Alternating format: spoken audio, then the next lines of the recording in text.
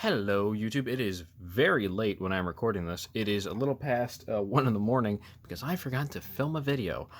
It is, however, March 8th, and I am currently waiting for 2K24 to finish downloading. I'm very excited to get started with that.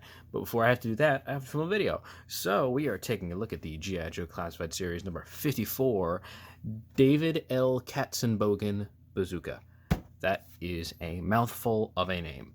But this figure is not much of a mouthful himself. But looking at the box, for very briefly, I like this art so very much. This art here is delightful.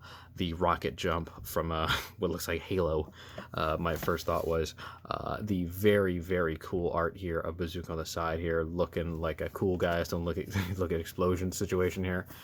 This art on the back, which we've seen I don't know how many times. I think it's part of the Cobra Island thing that they did.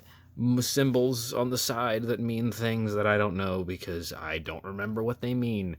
Mortars, missiles, C4, hatred of Spartans. But yeah, that's the box. You're not here for the box. Let's look at the toy. And here we have David on the spinny base, and I really like him. He's really cool. This is not the version of Bazooka I see in my head. I've always liked Bazooka. I've always liked him with Alpine and Quick Kick. You know, you have the Three Stooges, Ed, and Eddie situation of the big dumb brute, and then the kind of smart guy, and then the kind of quick-witted goofy one. That was a wonderful trio of those three. I can't wait to get that Quick Kick. And we're getting an Alpine at some point. I don't know when, but they have said we're getting an Alpine soon, so I really hope we get it before the end of the year so I can complete this trio that I love so dearly. But looking at him on the spinny base here, he is really solid. Let's get him off real quick so we can take a closer look. The figure himself is largely reuse, I want to say. This body, or at least this lower half, this upper half as well, these legs, boots, all this stuff. I know this from other figures. I don't know from which. I'm pretty sure these legs are from Gung Ho, but if you know anything else, please let me know. I'd like to know what combined to make this guy. This belt thing keeps flopping it out. I don't like that. But we have the 14 on the chest here, which is apt because he had that on the classic version as well. He's wearing his big, dumb, goofy helmet, big hole in the back for the backpack, very tiger stripe pants because, of course, he is, you know, grabbing Duke here, you know, the match they're supposed to. But yeah, oh, Duke just fell. Whoops. Kind of green wristbands here. The pinless. I forgot how to word there. I forgot his big English. Pinless arms here are very nice. My issue, though, I suppose I could wait for articulation, but I kind of get it out of the way now. These are super tight. These do not want to move. I don't know if that's just me, but these joints do not like to move at all. And that's the same for both arms. I'm going to get a try on this one because it barely moves on that one. But yeah, no, that is a pain that I have. The head sculpt here is really good, though. I like this head sculpt a lot. It's very much a kind of 80s action hero situation. A little Tom Selleck going on there, and I think that works really well. Big old mustache. Kind of got the middle split down the chin there. Kind of soft, kind of gentle-looking eyes. Very nice matted hair. All this makes sense for Bazooka, but you always got to have the cap on. Having it off, it looks wrong. It doesn't feel right. But yeah, as for articulation, the head can go up that far, down that far. There's a ball joint here. Again, the joints are very tight. I don't know if that's just me, but the joints are very tight. There is an not an ab crunch, there's a ball joint here at the upper torso, which unfortunately breaks up the paint. So you go from 14 to, I don't know, it's like a 11. It just looks weird. I get why, because you know it has to have articulation, but this is one of the few times I think I'd be okay with a full cloth overlay piece here, simply so that way this wouldn't get broken up, because that really, like, the fact that just like rests like that and it's slightly off kilter really bugs me. But that might just be me. Arms can swivel up that far, swivel here at the shoulder, butterfly joints, of course there are. Up and down here at the shoulder, if I can bend it, thank you. Swivel here at the upper bicep. Double jointed elbows have shown that are very hard to move. Up and down on the wrist here. The hands, I don't know. He's very large, this guy. He is a bulky man, which means that articulation is kind of hard because it's just there's a lot of stuff that gets in the way. A lot of muscle gets in the way here. Drop down hips, because of course there's a ball joint here at the lower torso as well, so you get a lot of motion right around there. Double ball joints are very nice. I appreciate that. It adds for nicer looking articulation. Swivel here at the upper thigh, double jointed pinned knees, as per usual. Swivel here at the upper calf, and a up and down for the foot, which does not like to move, and I'm just terrified I'm going to break the joint in there if I bend it too hard. But yeah, no, very much standard articulation for your Joes. This is the exact same one you're going to get for all the other Joes. But be careful with this guy because he is very stiff. As for the accessories, what is Bazooka without his bazooka? I nearly knocked everything over there. Without his bazooka. This is a very cool looking rocket launcher.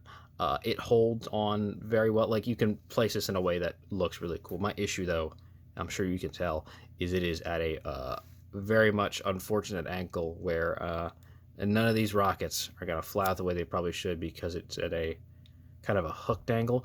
I'm able to fix that with some heat, but that is really stiff. I can't move that. That is really like hard, rigid plastic, so that might just be the way that it has to be. I don't like this strap here because it mostly just gets in the way. Like, that is unfortunate for that, because it really just also doesn't look great, and it gets in the way a lot. If it was cloth, it might be better because you then like lay it on his backpack or whatever. But honestly, that's what that's for, which we'll get into in a second. The back here opens up so you can actually feed the rockets into it and close it up. If I can, there we go, and close up. There's a little bit of like a lock here, which, you know, helps close it off, but still it gets in the way a little bit. You can actually, if I move that out of the way, you can see down there. You should be able to, but you can see down there, and the rocket will actually go all the way through the tube. It's a hollow tube, which is nice. But yeah, no, that's the rocket. And he has a backpack, which I think looks very dumb because there's no straps here.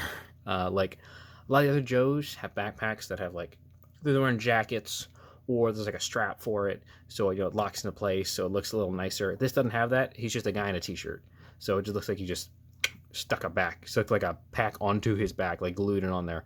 Looks weird. That might just be me, but this is a very nice backpack. There's a spot here for all four of the rockets. Are all exactly the same. The regular bazooka has, I think, individually painted rockets. This one does not. But yeah, these are all exactly the same. But what's nice, as I said earlier, is you can take the handlebar here, the upper handle, and slide it on here. A little finicky. You can slide it on there, and it hangs to the back. So, you know, he doesn't have to be holding it, which is a nice touch. You know, I appreciate that the Joes always go out of their way to make it so that all the accessories fit onto the character in one big piece. There is, on the right here, as per usual, as we looked at a little bit ago, his helmet, which is nice, molded in brown, painted red. It's a nice color. You know, he's going to be wearing that the whole time. I'm not going to not have Bazooka in his helmet. But yeah, those are the accessories that comes with Bazooka. As for size comparison, here he is next to the Tiger Force Duke, and right next to the Tiger Force bike Ram Cycle that comes with Duke.